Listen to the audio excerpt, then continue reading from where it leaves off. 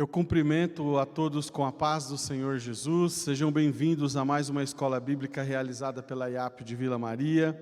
Muito obrigado por escolher estudar a palavra de Deus conosco.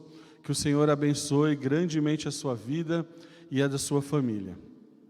Nós damos início à nossa escola bíblica deste sábado, em nome do Senhor Jesus. E eu convido o presbítero Cláudio para fazer a nossa oração inicial. Amém, irmãos? Vamos todos nós agora agradecer a Deus pela escola bíblica que tivemos. Com nossos olhos fechados, vamos agradecer. Senhor Deus, nós te louvamos e agradecemos ao Pai por esse momento que passamos aqui, momento de poder aprender um pouco mais da Tua palavra, Senhor. Deus, continua nos abençoando, Senhor, continua dirigindo, Senhor, que a cada momento possamos crescer na graça, no conhecimento, no entendimento da Tua palavra. Senhor, você com o Teu povo, com a Tua igreja, Senhor, derrama uma bênção especial sobre cada um. Continua dirigindo, orientando a cada um, Senhor, dos Teus filhos.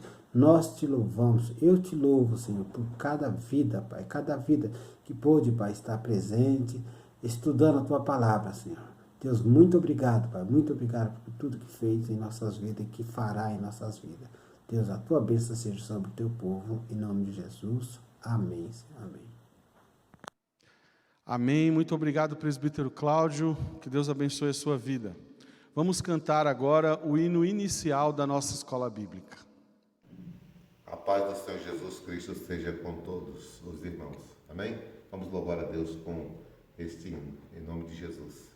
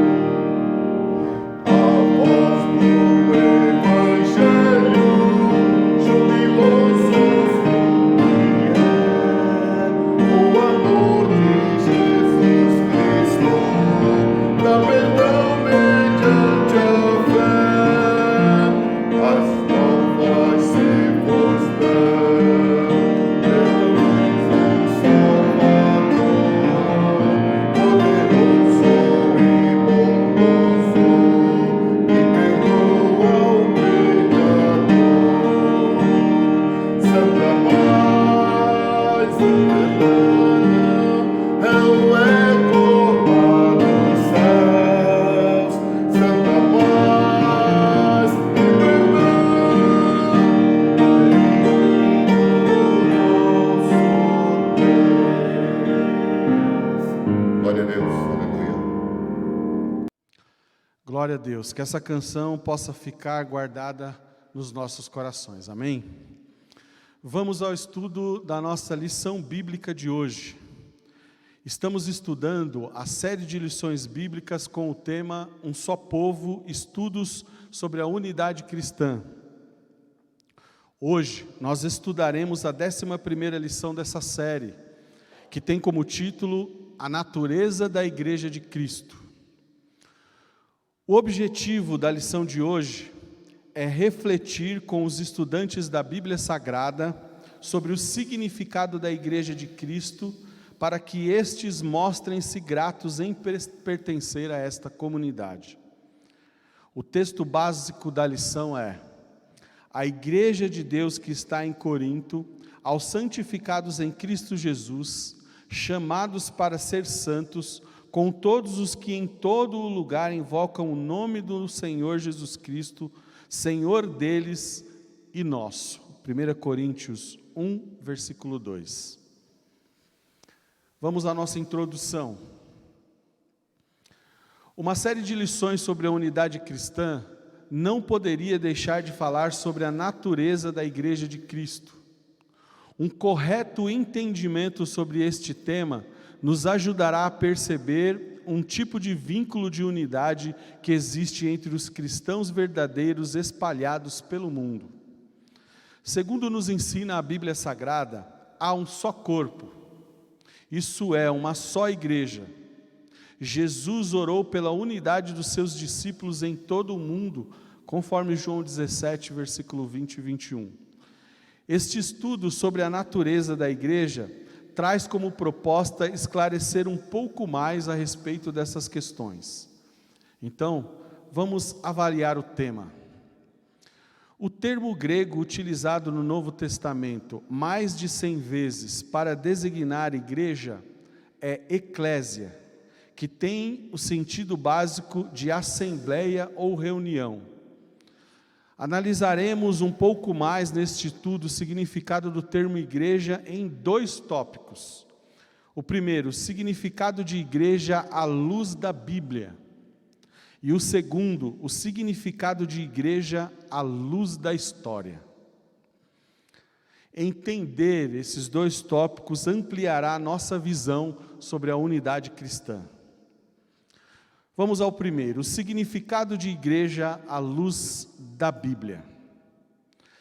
A partir de um exame de textos bíblicos, poderíamos dizer que, em essência, a igreja é um grupo de pessoas, discípulos de Cristo, que se reúnem para escutar a voz de Deus e que é chamado para cumprir a missão de Deus no mundo.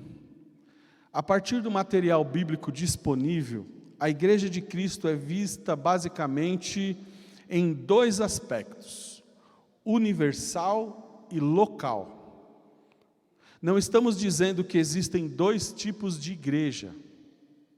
Trata-se apenas de 2 designações para se apontar à mesma igreja em diferentes perspectivas. Em primeiro lugar, a igreja universal. Quando nos referimos à igreja como universal, estamos pensando no texto bíblico que se referem à igreja como um todo, pensando no grupo de crentes em Cristo em todas as épocas e lugares. Este é um dos sentidos que o termo aparece no Novo Testamento. Por exemplo, quando Jesus disse que edificaria a sua igreja, lá em Mateus 16, 18, ele não edificou várias igrejas, mas apenas uma. Aqui o termo igreja é usado para referir-se à igreja como um todo, uma comunidade idealizada por Jesus. Quando Paulo usa a metáfora do corpo para referir-se à igreja de Cristo, ele também está pensando na única igreja de Cristo. Inclusive, ele faz questão de deixar claro que há um só corpo, isto é, uma só igreja. É através dessa única e universal igreja de Cristo que a multiforme sabedoria de Deus deverá ser conhecida. Esta é a igreja do Deus vivo, coluna e firmeza da verdade, como diz 1 Timóteo 3,15.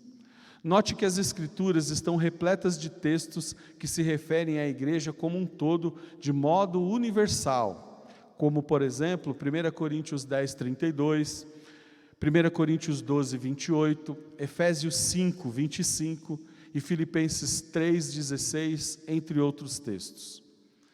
Em segundo lugar, a igreja é local. Com toda certeza, quase todos os usos que o Novo Testamento faz do termo igreja refere-se à comunidade local. Sob essa perspectiva, estamos pensando no grupo de pessoas que vivem unidas pela fé em Cristo e que se reúnem regularmente em determinados locais para ouvir a doutrina apostólica, compartilhar a vida mútua para a adoração, para a oração, para encorajamento mútuo, louvor e serviço.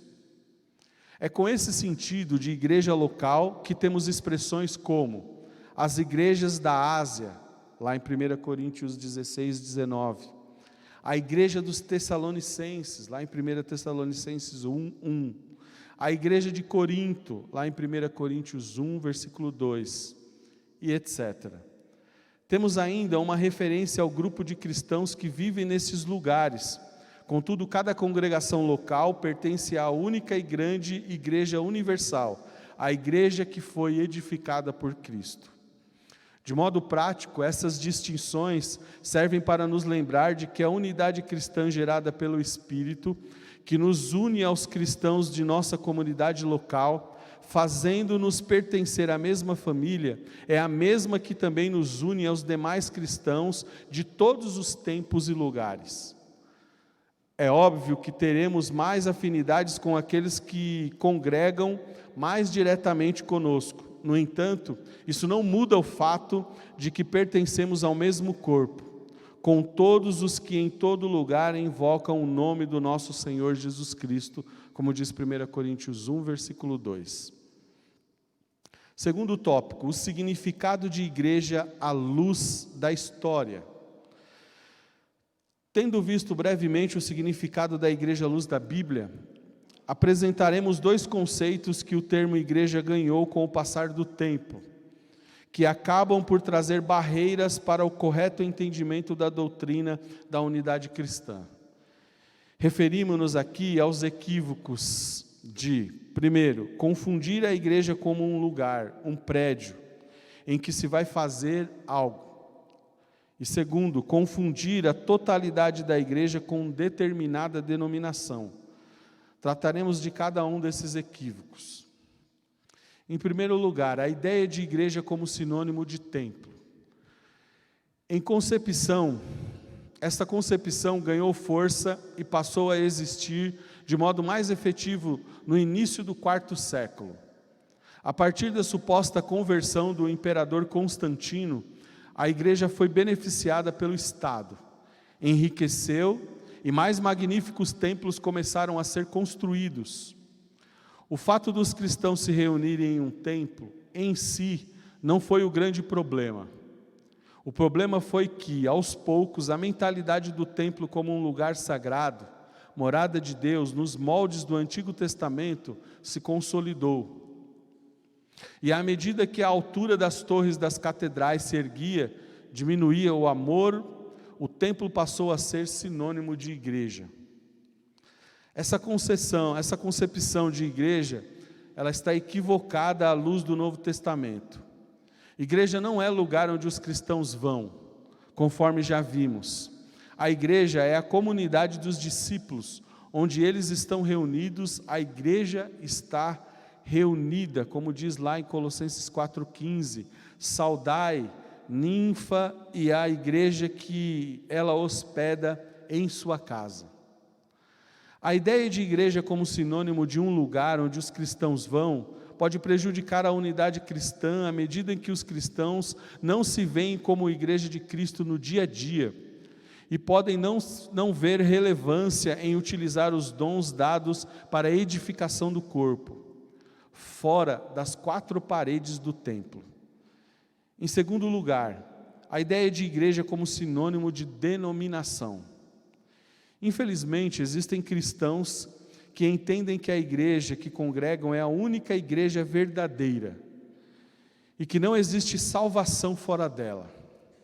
De alguma maneira, tal pensamento exclusivista, ou melhor dizendo, visto em alguns grupos religiosos, transforma a Igreja de Cristo em um sinônimo de sua própria denominação. Isso é um perigo e é um equívoco terrível. Nenhuma denominação pode rogar para si o título de única Igreja de Jesus na terra. Mas o que é denominação? Sem levar em conta o estudo das origens das denominações e suas razões, mas apenas o fato de que elas existem, podem dizer que uma denominação é uma associação de igrejas unidas por suas convicções bíblicas que diferem das demais igrejas. Uma denominação é parte do corpo de Cristo e não a totalidade dele. A Igreja Adventista da Promessa é uma denominação e, como tal, pertence ao corpo de Cristo. Nossa denominação reúne os discípulos de Cristo que creem em nossa confissão de fé. Valorizamos nossa confissão e devemos continuar juntos, de mãos dadas, na fé que nós abraçamos. Aliás, na próxima lição, nós trataremos desse assunto, mas sem alimentarmos um posicionamento exclusivista. Em um texto seu, escrito na década de 30, o nosso fundador, pastor João Augusto da Silveira, explicando a expressão universal assembleia, de Hebreus 12, 23, disse que ela é referida à única igreja de Jesus na terra e é a totalidade dos cristãos em Jesus Cristo de todas as denominações. Ele completa: seria uma incoerência da nossa parte se crêssemos que somos o único povo de Deus na terra. Não somos os únicos salvos por Cristo. É importante entendermos essas questões. Tratar uma denominação como sinônimo da igreja como um todo é ir na contramão da oração de Jesus por unidade, conforme está lá em João 17, 20 e 21.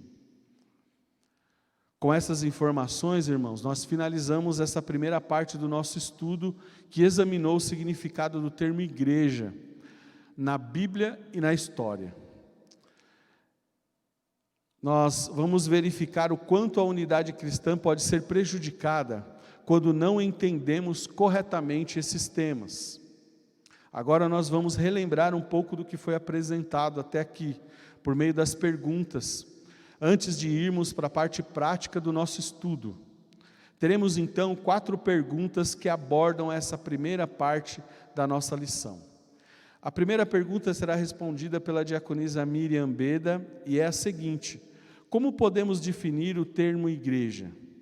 De que aspecto da igreja tratam os textos de Mateus 16, 18, Efésios 1, 22 a 25, Efésios 5, 23, 1 Coríntios 10, 32, 1 Coríntios 12, 28.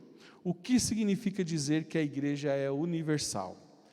A segunda pergunta será respondida pela diaconisa Dorinha, e é a seguinte: além de universal, em que outro sentido o termo igreja aparece no Novo Testamento, de acordo com o que foi apresentado nesta lição? Explique-o. A terceira pergunta será respondida pela nossa irmã Vilma, e é a seguinte: a igreja pode ser confundida como sinônimo de um lugar? O que contribuiu para o surgimento desse entendimento? Ele é correto? Em que sentido ele pode trazer prejuízos à unidade? E a quarta e última pergunta desse bloco será respondida pelo nosso irmão Fernando, e é a seguinte: minha igreja é a única igreja verdadeira? É a única que leva para o céu? Um cristão que pertence a determinada denominação e faz uso desta frase, está sendo coerente com o significado de igreja? Este entendimento está alinhado com a oração de Jesus em João 17, 20 e 21? Vamos às respostas. Paz do Senhor, irmãos. Vou responder a pergunta de número 1. Como podemos definir o termo igreja? A igreja é um grupo de pessoas que declaram Jesus como Salvador. são seus discípulos e se ajuntam para adorar a Deus, para se edificarem uns aos outros e para anunciar o Evangelho de Jesus. Nos textos indicados na questão, encontramos que essa igreja, ela é vencedora, as portas do inferno não prevalecem contra ela. Que Jesus é o cabeça da igreja e seu salvador. Que essa igreja pertence a Deus e que Deus concede dons ministeriais para a sua capacitação. O que significa dizer que a igreja é universal? É universal porque subsiste ao longo do tempo. Já se passaram quase 2 milênios, ela segue vitoriosa. É universal também porque não está limitada no espaço. Pode alcançar todo o globo terrestre onde houver uma alma sedenta por salvação. Porque o Evangelho de Cristo é para todas as épocas, todos os lugares e para todas as pessoas. Paz do Senhor, irmãos. Eu vou responder a pergunta número 2, da lição número 11, a natureza da Igreja de Cristo. Natureza é uma coisa natural do universo físico e nada tem a ser criado pela mão do homem. A igreja é invisível, mas ela existe. Quando tem ajuntamento de pessoas buscando uma mesma coisa, que seria a presença de Deus, ela se torna ali uma igreja. E a igreja em si, ela é feita dentro de prédios, quando se reúnem pessoas para adorar a Deus, como dentro dos lares. A pergunta aqui diz assim: além de universal, em que outro sentido o termo igreja aparece no Novo Testamento? Essa lição está tão linda e está profunda. Tem muitos textos a ser lidos, mas a gente vai fazer um apanhado daquilo que nós entendemos. E aqui nós vemos que a igreja foi implantada a partir de Atos dos Apóstolos, quando o Espírito Santo desceu sobre aqueles que estavam reunidos. A igreja nasceu ali. A palavra de Deus existe há muito tempo, mas a igreja nasceu num ajuntamento de pessoas. E todos os textos dessa pergunta aqui se direcionam a Paulo, porque ele visitava as igrejas, saudava as igrejas, aonde ele passava, ele retornava para ver como é que estava, e ele tinha seus cooperadores, que são tantos. Nos textos aqui eu li muitos nomes, pessoas que foram muito importantes. No primeiro versículo aqui, de Romanos 16:1, fala de Febe. Essa mulher, ela era uma mulher hospitaleira. E ela beneficiou muito a Paulo, porque ela o favorecia com pousadas. E depois ele discorre, dentre tantas pessoas, cooperadores. E ele fala de Priscila e Áquila. Acredito que eles cooperavam no sentido monetário, porque tudo nesse mundo tem que ter um investimento. A igreja tem que ter investimento de que forma? Com pessoas, com trabalho e com ajuda. E Paulo tinha tudo isso quando ele se apresentava num determinado lugar. E é lindo quando a gente vê aqui recomendações, saudações e votos. Ele era agradecido, porque ele sempre que podia, ele voltava e citava nome a nome. Não que isso nos dias de hoje seja importante, mas ali a igreja estava nascendo forte, com pessoas que eram apaixonadas por ela, porque estavam vivendo um primeiro amor. A pergunta diz assim: como a igreja foi apresentada, como ela aparece no Novo Testamento? Ela aparece reunindo pessoas nos templos, nas casas. Na verdade, a igreja é Cristo. E onde Cristo estiver, ela está sendo levada. Quer seja nos templos, quer seja nas casas. O que nós temos que entender, irmãos, é que nós somos a igreja. E quando nós nos reunimos para adorar a Deus, a igreja é presente. Que Deus nos abençoe. Teríamos muito mais a falar, mas o tempo é pequeno. Um bom sábado. A paz do Senhor, irmãos. Eu vou estar respondendo a pergunta de número 3. A igreja pode ser confundida como sinônimo de um lugar? O que contribuiu para o surgimento desse entendimento? Ele é correto? Em que sentido ele pode trazer prejuízo à unidade? A igreja pode ser, sim, confundida como um lugar. E o que contribuiu para isso foi a construção de grandes templos. E a mentalidade do templo, como um lugar sagrado, se consolidou com o crescimento dos templos e das catedrais. E assim, o amor diminuiu e o templo passou a ser sinônimo de igreja. A igreja não é um lugar de 4 paredes. A igreja somos nós. Em Colossenses 4,15 diz: saudai aos irmãos que estão em Laodiceia, e a ninfa e a igreja que está em sua casa. Amém. Graça e paz, irmãos. Fiquei com a incumbência de responder a questão de número 4 deste sábado. E a questão começa com uma afirmação, se verdadeira ou falsa. Minha igreja é a única igreja verdadeira. É a única que leva para o céu. Um cristão que pertence a determinada denominação e faz uso desta frase está sendo coerente com o significado de igreja? Este entendimento está alinhado com a oração de Jesus em João 17, 20 e 21, que diz: não rogo somente por estes, mas também por aqueles que vierem a crer em mim, por intermédio da sua palavra, a fim de que todos sejam um, e como és tu, ó Pai, em mim, e eu em ti, também sejam eles em nós, para que o mundo creia que tu me enviaste. Irmãos, dizer que uma igreja é a única e verdadeira que leva para o céu é certamente sem base bíblica e sem nenhum alicerce quando confrontamos com a palavra de Deus. No céu não haverá placa de igreja. Peguemos como base a passagem de João 14,6, quando Jesus diz: eu sou o caminho e a verdade e a vida. Ninguém vem ao Pai senão por mim. Costumo dizer, na classe Benjamin, que igreja é cada um de nós e que pertencemos a um só corpo, cuja cabeça é Cristo, nosso alicerce e a base da nossa fé. Portanto, igreja, seja de qualquer denominação, mesmo que pregue fielmente a palavra de Deus, não tem o condão de dizer que é a única e verdadeira, pois único e verdadeiro é Jesus. Jesus é o caminho, Jesus é a verdade, Jesus é a vida, e só iremos ao Pai senão por Ele, Jesus Cristo.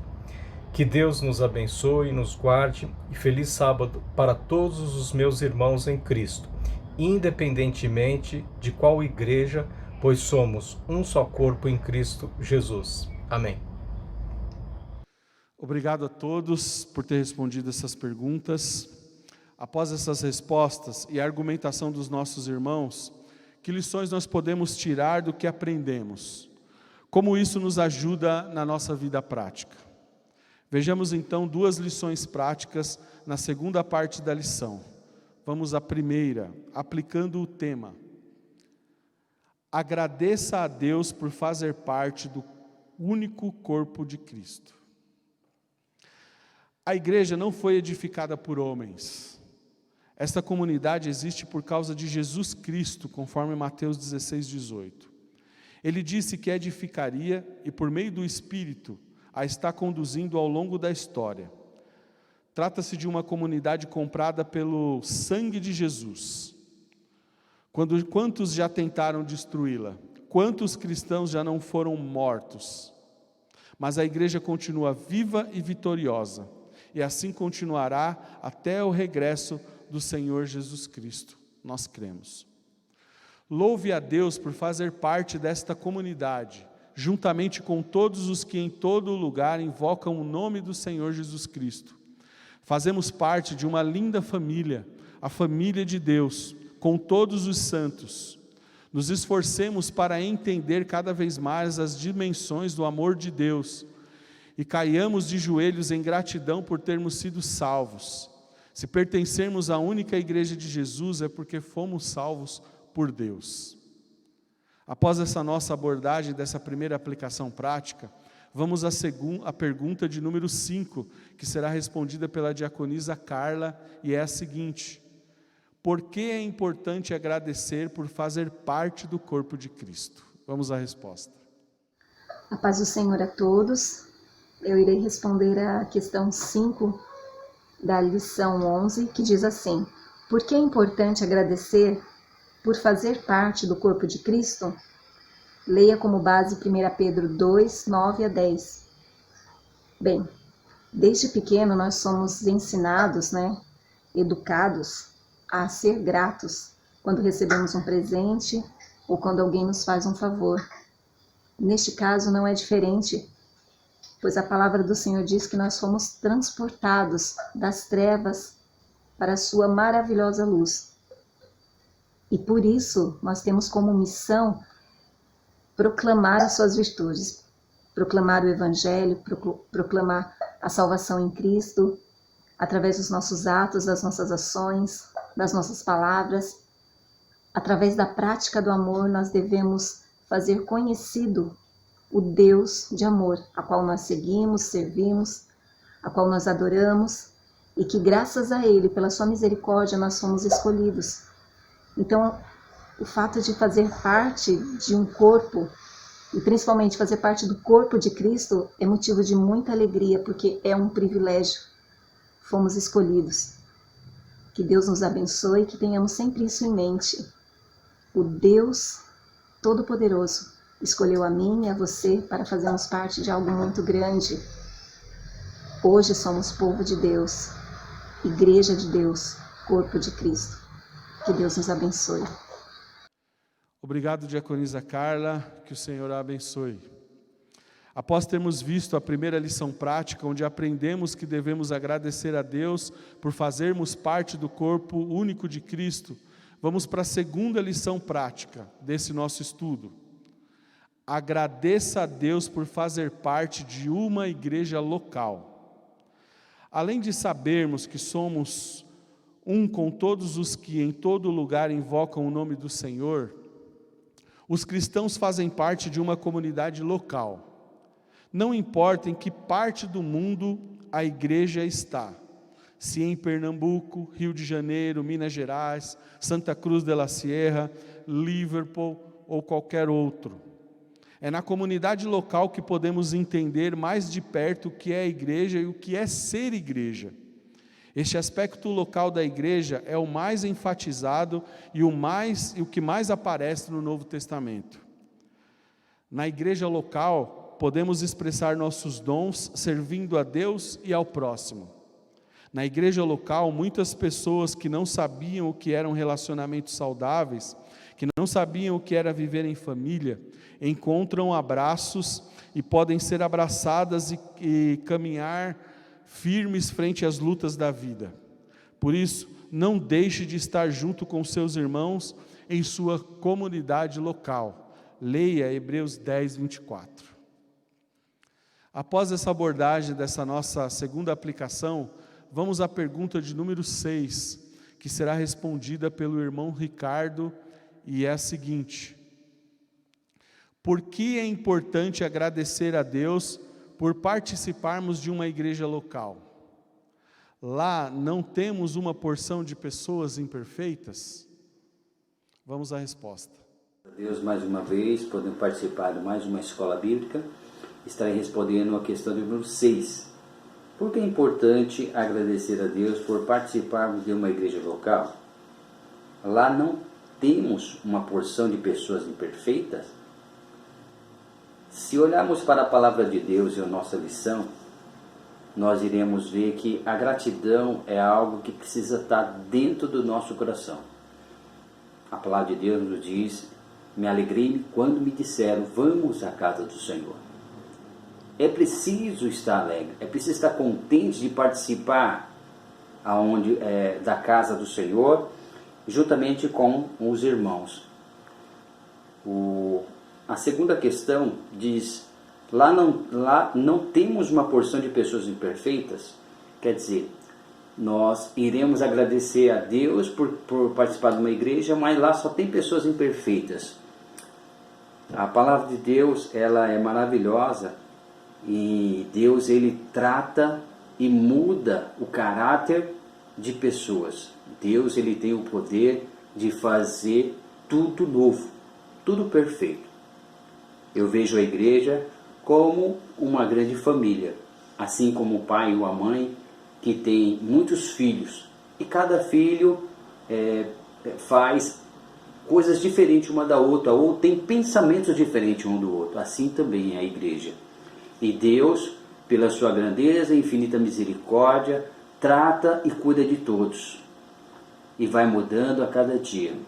O segundo tópico diz assim: na igreja local podemos expressar nossos dons, servindo a Deus e ao próximo. Na igreja local, muitas pessoas que não sabiam o que era relacionamentos saudáveis, que não sabiam o que era viver em família, encontram braços para serem abraçadas e caminhar frente às lutas da vida. Não deixe de estar junto com seu irmão em sua igreja local. Que Deus abençoe. Amém. Obrigado, irmão Ricardo. Que o Senhor abençoe grandemente a sua vida por essa resposta. Nós concluímos essa parte prática da nossa lição. Nessa parte nós aprendemos que devemos agradecer a Deus por fazer parte do corpo de Cristo. E também aprendemos que devemos agradecer a Deus por fazer parte de uma igreja local. Nós tratamos sobre a natureza da igreja e as implicações que um entendimento equivocado sobre esse tema pode trazer para a unidade cristã. Nós vimos que, de acordo com a Escritura, a igreja é a comunidade dos discípulos de Jesus que se reúnem para ouvir a sua voz e que é chamada para cumprir a missão no mundo. Ela é local e universal e não pode ser confundida com um lugar ou uma denominação. Diante disso, tudo que nós aprendemos, eu quero propor para você um desafio dessa nossa semana. Para esta semana, o seu desafio será separar algum tempo para estudar de maneira mais ampla esse tema. Peça ao seu pastor ou a um cristão mais experiente que lhe indique uma teologia sistemática na qual você possa ler um capítulo que trata do tema, igreja. Ou então, reúna outros cristãos e peça para que o seu pastor ou responsável pelo ensino da igreja organize uma palestra sobre o tema, para que cresçamos ainda mais no entendimento desse assunto. Amém? Eu espero que você tenha compreendido satisfatoriamente esse assunto sobre a natureza da Igreja de Cristo e aplique isso na sua vida, porque isso é muito importante. Somos igreja. Eu quero te convidar agora para prestar atenção no nosso momento missionário. Que a paz de Cristo Jesus permaneça sobre sua vida. Esse vídeo é especialmente para vocês, pastores, líderes de ministério e membros das IAPs Vila Maria, Vila Medeiros, Santana e Edu Chaves.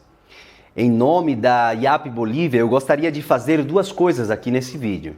A primeira, agradecer. Mesmo em meio a tantas lutas que temos vivido, lutas essas que, se tratando de Bolívia, não começaram agora com o advento da pandemia, mas que travamos desde a morte do nosso querido pastor Celso Salvador. Sim, apesar de tantas circunstâncias adversas, o Senhor tem sido conosco. Pois conseguimos permanecer com aquilo que foi conquistado pelo saudoso pastor e avançamos na formação de líderes, no discipulado e na salvação de almas. Agradecemos porque sabemos que sem Deus, através da ajuda de vocês, é claro, nada disso seria possível. Em segundo lugar, queremos pedir que vocês não desanimem, não duvidem do seríssimo trabalho que está sendo realizado pelos missionários Diego e Maíse e pela Junta de Missões Geral. Não deixem de contribuir motivacionalmente, financeiramente, por que não dizer presencialmente? Vocês seriam muito bem-vindos aqui, tenham certeza disso. A verdade é que a Missão Bolívia ainda precisa de vocês. Deus, o dono dessa missão, o Senhor da igreja, Ele conta com vocês para avançarmos no fortalecimento espiritual da nossa congregação em Santa Cruz, para a reativação pós-pandemia dos pequenos grupos universitários, para continuarmos anunciando o Evangelho de Jesus em nossas comunidades guaranis. Como vocês perceberam, para muita coisa, né? Portanto, queridos irmãos, continuem fortes e firmes, continuem ocupados no trabalho do Senhor, pois vocês sabem que todo o seu esforço nesse trabalho sempre traz proveito. Essa foi a recomendação do apóstolo Paulo em 1 Coríntios, capítulo 15, verso 58.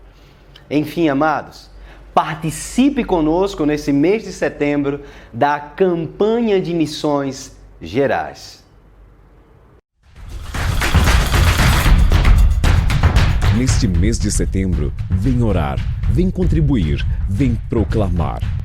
E assim, enfim, eles ouvirão. Amém. Que continuemos firmes fazendo a obra do Senhor, levando a mensagem do Evangelho a todos. Amém? Bom, vamos cantar o hino final da nossa escola bíblica.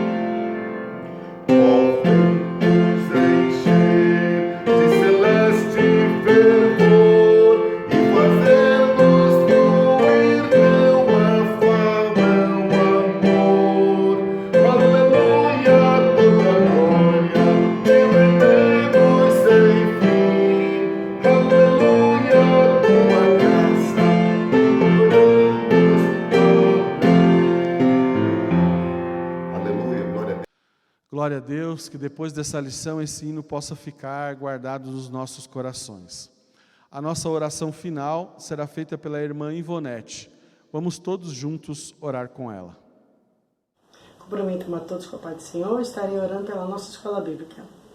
Senhor, eu te agradeço pela semana, pela vida, por tudo que tem nos feito, Senhor.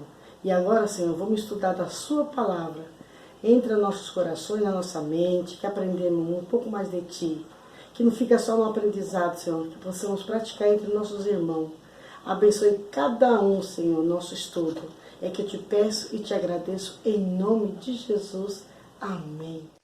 Obrigado, irmã Ivonete, que o nosso Senhor abençoe a sua vida. Irmãos, chegamos ao final da 11ª lição, que teve por tema a natureza da Igreja de Cristo. No próximo sábado, no dia 19 de setembro, nós estudaremos a lição de número 12, com o título Promessistas de Mãos Dadas. Essa lição terá como objetivo apresentar as convicções bíblicas que estão na base da unidade denominacional da Igreja Adventista da Promessa. Então estude a lição, se prepare e esteja conosco estudando-a no próximo sábado. Eu quero dizer muito obrigado a todos os que nos auxiliaram nos louvores, nas orações, nas respostas, no momento missionário, e também a você que participou conosco aí da sua casa, estudando a palavra de Deus. Amém? Tenho certeza que o Senhor abençoou e edificou a sua vida, e você cresceu na graça e no conhecimento do nosso Senhor Jesus Cristo. Nós aguardamos você no próximo sábado a partir das 9 horas, para que nós possamos estudar novamente aqui na Escola Bíblica. Amém? Daqui a pouquinho nós daremos início ao nosso culto de adoração, e nós aguardamos você conosco aqui no nosso canal do YouTube. Que o Senhor possa abençoar a todos os nossos irmãos que estudaram conosco. Eu quero desejar a você um feliz sábado, em nome do Senhor Jesus. Até a próxima Escola Bíblica. Amém.